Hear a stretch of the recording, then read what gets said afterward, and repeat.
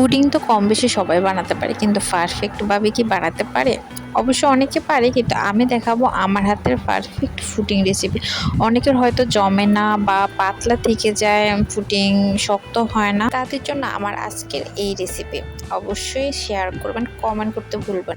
ক্যারামেলের জন্য আমি নিয়ে নেব 3 টেবিল চামচ চিনি, 1 টেবিল চামচ পানি। পানিটা অ্যাড করলে ক্যারামেল এত সুন্দর হবে কালার। আপনার পারফেক্ট ক্যারামেলের জন্য 1 চামচ পানি অবশ্যই দেবেন। তো আমার সেট করা হয়ে গেছে। এখানে দুধ নেব 1 কেজি, আধা কেজি করে নেব, ঘন করে নেব।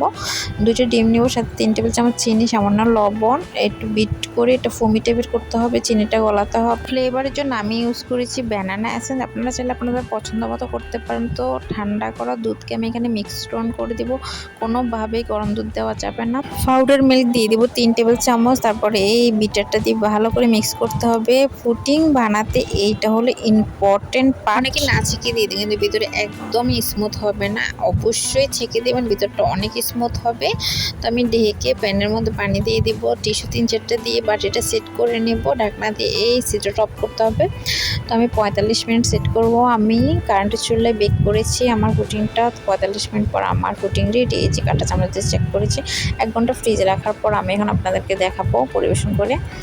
এই যে দেখুন আমার পুডিং কালারটা কি জোশ আসছে, তাই না? আপনারা ক্যারামেলটা অবশ্যই এরকম চিনির মধ্যে 1 চামচ পানি দিয়ে করবেন, দেখবেন কালারটা অনেক সুন্দর আসছে। কমেন্ট করে অবশ্যই জানাবেন। ছোট ছোট কিছু টিপস ফলো করলে আপনারটা এরকম পারফেক্ট হবে। পুডিং বসানোর ক্ষেত্রে আপনারা টিস্যুতে বসাবেন বাটিটা, আর স্ট্যান্ডে যখন বসাবেন তখন পুডিংয়ের বাড়িটা নড়চড় করে পানির বলক আসলে এক্ষেত্রে হয়তো বা পুডিং ভেঙে যায়, বসতে চায় না।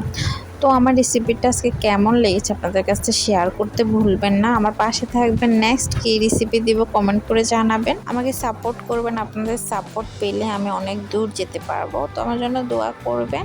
আজকে এই পর্যন্তই। আল্লাহ হাফেজ।